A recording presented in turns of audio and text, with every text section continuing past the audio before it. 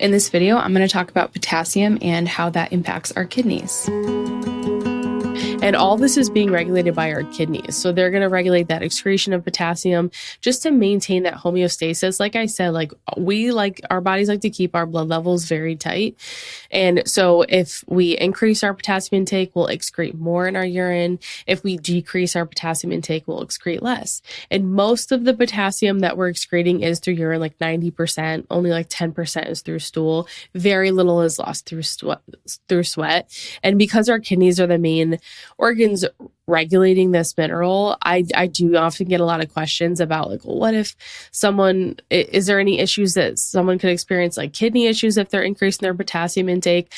I mean, I think if you're doing it through food, the risk is very low, but I think that's a listener question at the end. So I'll do a rapid fire of situations where people don't want to increase potassium intake, or why someone may have a bad reaction to increasing their potassium intake. But for most people, if you're doing it with food and you have healthy kidney function, your body's going to adjust. So don't let that kind of fear-mongering scare you. I did a post on the RDAs a while back, and I talked about potassium because they continuously lower the recommendation for that. And I just don't think it's serving our population, especially the general population that's still eating the standard American diet. I'm this is not fair for these people because they just keep lowering their salt intake, which leads to they're going to excrete more potassium. It's just it's going to lead to higher and higher blood pressure is the concern. And I talk more about that in the sodium episode, but it's a frustrating thing for me. And I don't think people prioritize potassium rich foods enough. It's mostly going to be in fruits and vegetables, beans, stuff like that, cooked greens. And then you can get some from dairy as well. And then some from meat, salmon. But a lot of it's in fruits and veggies. And I think most people could do with an increase in those types of foods anyway. But a lot of people push back on that post saying people could have heart issues, people could be struggling with kidneys. And I'm okay, but for the general population, most people are going to benefit from more potassium-rich foods. If someone is supplementing with potassium, I think that's a different story because we absorb a lot of potassium from supplements. I was researching I made the potassium supplement resource for the Patreon members, and I was going through each of the common types and then how they're absorbed. I mean, potassium supplements are absorbed almost as well as the potassium from potatoes. Sometimes some forms of potassium are absorbed even better than the potassium in food. And you might hear that and think, oh, I'm going to do a supplement instead. But I think that's when people could run into issues of overdoing potassium and potentially having problems from it. But if you're not on any medication, blood pressure meds, of course, if you take blood pressure medication and then you take a bunch of potassium, that could lead to really low blood pressure, dangerously low, because potassium lowers our blood pressure. But if you're a healthy person and you're not taking medication, maybe you have blood pressure concerns, eating more potassium-rich foods would be really helpful. So there's just so much with misinformation out there with sodium and potassium and heart health and all that. Even kidneys, I'm unless you have end-stage kidney disease, your body can adjust potassium. So it's a whole thing, but I know there's a lot of fear around it. I don't want you to fear it. I think if you focus on food, you're probably going to be okay, but just talk with your doctor to make sure. But yeah, most of our potassium's inside our skeletal muscle. When it comes to we're excreting it in our urine, the main thing that's regulating it is our intake in our kidneys. But other hormones can impact potassium levels, like aldosterone. We talked about this a lot in the sodium episode. Your kidneys will eventually make this hormone aldosterone if salt intake is too low. If you're restricting salt, because they need to retain more salt or sodium. Your body wants to retain more sodium. So if we have salt restriction, we're going to have more aldosterone, and that's going to mean more sodium and less potassium. So we're going to excrete more potassium if we're holding on to more sodium. And then same thing with stress hormones. If we're releasing those stress hormones, aldosterone's also going to get released, which means we're going to increase that absorption of sodium or retention of sodium, and then we're going to increase the excretion of potassium. So stress, lowering salt in your diet, those are also going to impact how much potassium you're retaining or how much you're going to get rid of. And then finally, insulin. And we'll talk about this more when we go through blood sugar, but insulin can help keep potassium inside the cells. And this is why a lot of people that struggle with type 2 diabetes and are not utilizing insulin or insulin resistance, maybe they don't know yet, they typically can end up with very low potassium levels. But yeah, potassium consumption basically is going to help minimize sodium retention, and it can help people handle higher amounts of salt. It can lower blood pressure. The more you take in, the more you're going to excrete unless you're super deficient.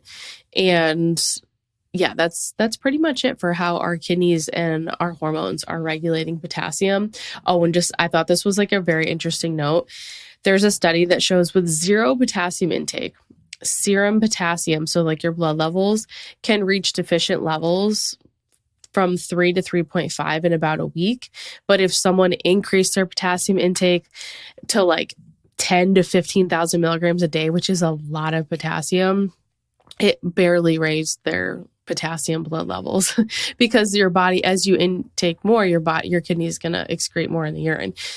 So your body will adjust to potassium intake. I think this is a huge part of why it's so hard to improve potassium levels on a hair test. But there's also a lot more that goes into that, like stress. We talked about aldosterone and stress hormones leading to more potassium excretion. If we don't fix our stress and how we're living our lives and our habits, then we're not going to increase our potassium levels, heavy metals, and so much more. Okay, so let's go through the RDA for potassium now that we know what it does in the body, that our kidneys are regulating it. When it comes to the recommended daily allowance for potassium, there's actually not one. And I talked about this a little bit last week because obviously we have an RDA for sodium. We don't have an RDA for potassium. It's called an adequate intake instead because there isn't enough scientific data to support one. At least that's what it means when a nutrient is assigned an adequate intake instead of an RDA. So it's basically going through an average daily level of intake that's sufficient to meet the nutrient requirements of nearly all 97 to 98% healthy individuals. And this is often used for like nutrition plans and stuff like that, like a more clinical setting. But the adequate intake recommendation for potassium for women is 2,600 milligrams for healthy women. It does increase to 2,900 milligrams for pregnant women, and then 2,800 milligrams for lactation. And then for men, it is 3,400 milligrams a day of potassium. The World Health Organization recommends consuming at least 3,500 milligrams per day, which I thought was interesting. It used to be 4,700 milligrams was the adequate intake recommendation. And then they kept lowering it, and now it's down to 2,600 milligrams. And a lot of the reason for this, from what I've read, it seems that it is related to trying to make it more realistic, since I think it's like 98% of the US population doesn't meet the recommended amount of potassium in their diet, which I'm like, not shocking. And so what happens is that since the potassium intake is lower and usually the sodium intake is higher from processed foods, you're going to have a really skewed sodium potassium ratio, which can lead to things like more fluid retention, higher blood pressure, all that kind of stuff.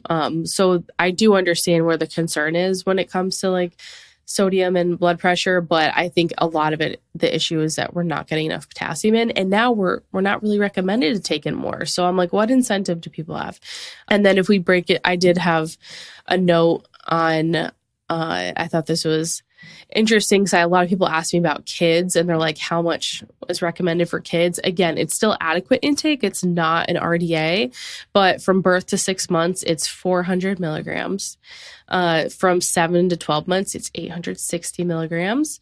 And then from 1 to 2 years, it's 2,000 milligrams. From 4 to 8 years, it's 2,300. And then as they get like 9 and above, it's like 2,300 for women, and then it goes up higher and higher to the 2,600. And for men or boys, it's 2,500, and then it goes up to the 3,000 and the 3,400 milligrams. So used to be 4,700 milligrams, keeps going down. The 4,700 was recommended because that's what research showed it took to increase deficient potassium levels. And I would say that most people probably have deficient potassium levels and could benefit from this mineral. And so even if you may not be getting close to the 2,600, but I would say, don't use that as like your cap. And while getting that adequate potassium in your diet is important, we do want to make sure the ratio of sodium potassium is good. I think, last week I talked about how a 4-to-1 ratio of potassium to sodium is optimal, but honestly, I've seen even 3-to-1 be super effective for people, and everyone is different. Right? Everyone's going to be a little different with what they do best with. But I would say most often people really benefit from increasing their potassium intake through food. And a little historical note, because I did talk about like how low sodium, the really low sodium intake that hunter-gatherers most likely had, it was like 600 to 800 milligrams a day. And their potassium intake was estimated to be much higher. It was estimated to be from 5,850 milligrams to 11,310 milligrams per day. And, it makes sense kind of depending on what they were eating, because there's even potassium in meat and seafood and stuff like that. There can be actually a lot in that. So it's in a wide range of foods. I don't think it's impossible to get a lot of potassium, but I think if you're not focusing on it, especially with carbohydrates, it can be an easy one to overlook and then miss. And then a couple interesting adequate intake recommendations for other things would be like for hypertension, the recommended intake for potassium is 3,500 milligrams per day. And I would just, again, like I'm sure that there's data to support this, but I would say like any increase in potassium that you're currently eating, if you have more, you're likely going to see an improvement. But they especially saw improvements in systolic blood pressure. And the other thing is that potassium can allow our cerebral arteries of the brain to carry blood at high pressure without damage. And this is important because a lot of the times we're talking about high blood pressure in this population that struggles with high blood pressure and the concerns around that.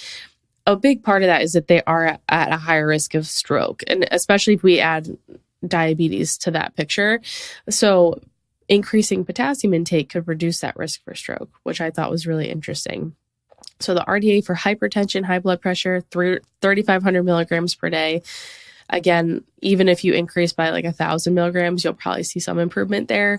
And then just knowing down the road that this also is protective against stroke, I thought was very interesting. And if anyone has like comorbidities of like diabetes, then I would say you really want to work on your potassium intake, because insulin helps keep it inside the cell. And if you don't have great insulin levels, then you probably have depleted potassium. And there are studies that I linked on that. And we'll talk about that more, the blood sugar piece. And then just like that final reminder, because I did get some questions even after last week with sodium. Potassium regulates sodium, and sodium can impact our potassium levels. So if we have low potassium intake, we're going to increase how much sodium we're retaining. So low potassium equals high sodium. If we have adequate potassium intake, or if we increase our potassium intake, then we're going to increase how much sodium is being excreted from the body. And because we're excreting that sodium, it equals lower blood pressure. Or if someone's like salt sensitive, then it usually gets rid of any salt sensitivity issues. So potassium and sodium, very close relationship. And like I mentioned previously, like I got a question that I wanted to make sure I covered with potassium in the kidneys. And it is a concern to have like, am I going to get kidney damage? Unless you have chronic kidney failure, you're fine. But potassium can actually decrease the risk of kidney stones. And I wanted to mention that because that is a concern a lot of people have. And there's a lot of potassium-rich foods that are higher in oxalates, and people always gave me crap about that on Instagram. I'm like, just cook the foods and they'll have less oxalates, or don't worry about oxalates. Can't wait to see the YouTube comments after saying that. But if we increase potassium-rich food intake, it decreases our risk of kidney stones. And there are certain types of potassium supplements that doctors will even use to reduce kidney stones. So it's just one of those tricky things. It's like, there's so many benefits with the potassium and the kidneys and blood pressure, but also like if you're taking medication or have a specific health history, then like you need to be careful with your intake. But again, just focus on food and I think we'll be okay. So potassium and blood sugar, it's going to affect our blood sugar